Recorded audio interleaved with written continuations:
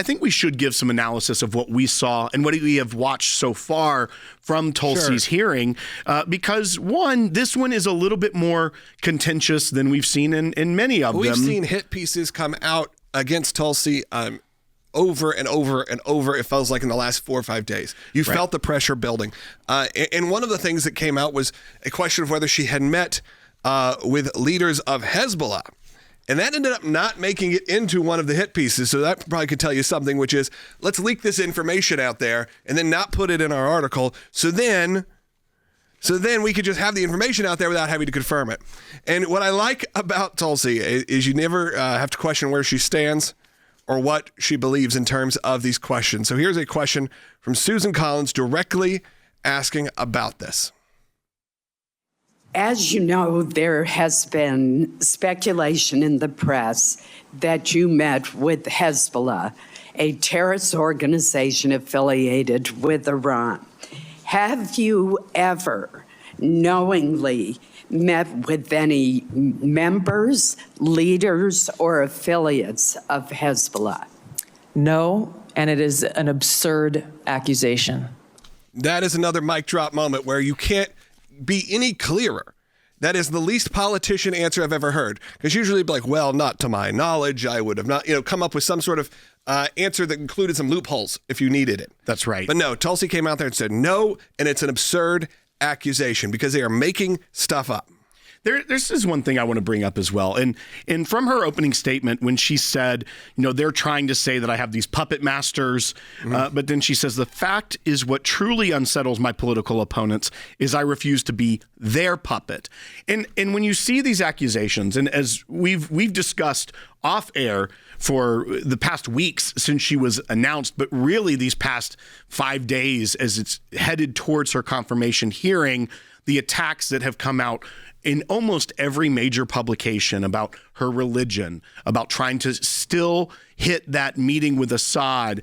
And one thing that I think should be brought up as well is it shows the hypocrisy of the left and some Republicans that sit on this panel in the Intelligence Committee that are more of the old guard, as you could say, is that back in the early, late early 2000s, so like 2008, 2009, John Kerry was a sitting senator of the United States, and he traveled and had dinner with, and we have the photo, Bashar al-Assad and his wife. John Kerry and his wife dined with the president of Syria. This wasn't a time when Bashar al-Assad was a good guy and this was an okay thing to do in the eyes of the collective genius that we see before us today. He was still the brutal butcher of his people that he is today. This was around the time of the Arab Spring when these things happened and when the civil war broke out in Syria.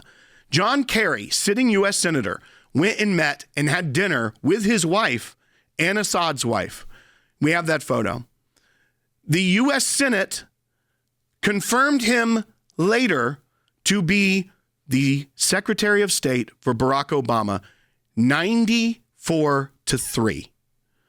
There was no, are you a puppet of Assad? No uproar. Are you secretly a terrorist, John Kerry? The same senators, many of these senators, Susan Collins, who's actually pretty aggressive towards Tulsi in this hearing, voted for John Kerry to be the Secretary of State, one of the highest positions in the United States, just a couple people away in the line of succession from being president of the United States. He was pretty close himself at one point. Right. He lost the previous election, but by a couple percent. Still, you look at this and you say, that's the hypocrisy of the left. That proves the point where she says that what truly unsettles my political opponents is that I refuse to be their puppet. That's why we need someone like Tulsi Gabbard in it, Director of National Intelligence, to start to push back on the abuses and the failures of our intel community.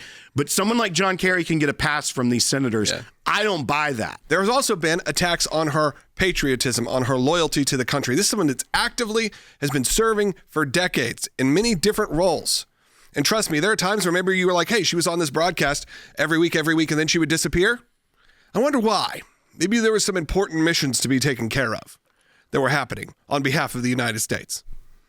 I want you to hear from Tom Cotton, Senator Cotton, who brought up this very important moment because they have been building this fight against Tulsi since she ran as a Democrat for president of the United States. Hillary Clinton and that group started to plant these seeds, and we are now seeing them come to fruition with no proof, no evidence, and really just to try to put you in an awkward position. But here he is.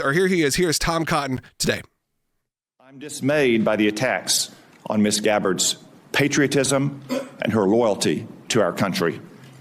For instance, Hillary Clinton has smeared Ms. Gabbard, calling her an asset of a foreign nation. Let me remind everyone that Ms. Gabbard has served in our Army for more than 2 decades. She has multiple combat tours, and she still wears the uniform to this day. She has undergone 5 FBI background checks.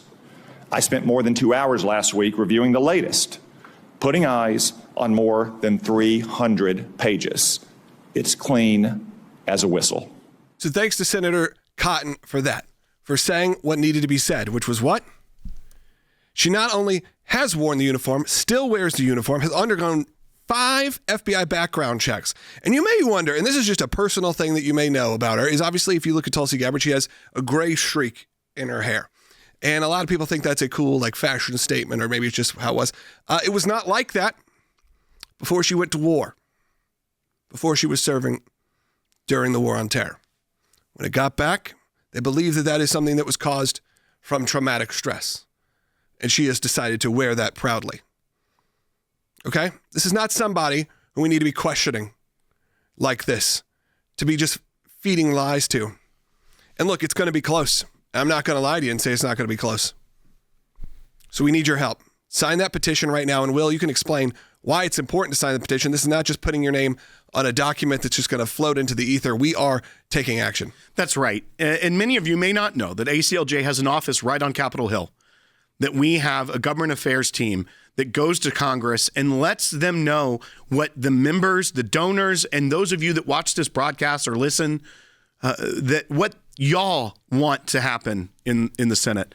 When you sign this petition, we go to these senators that will be taking a vote on Tulsi Gabbard's nomination and say, here are the people from your state, your constituents that elected you, that wants you to confirm Tulsi Gabbard. Go to aclj.org/sign, make your name heard, your voice heard to your senator, and say, we want Tulsi Gabbard as the next director of national intelligence.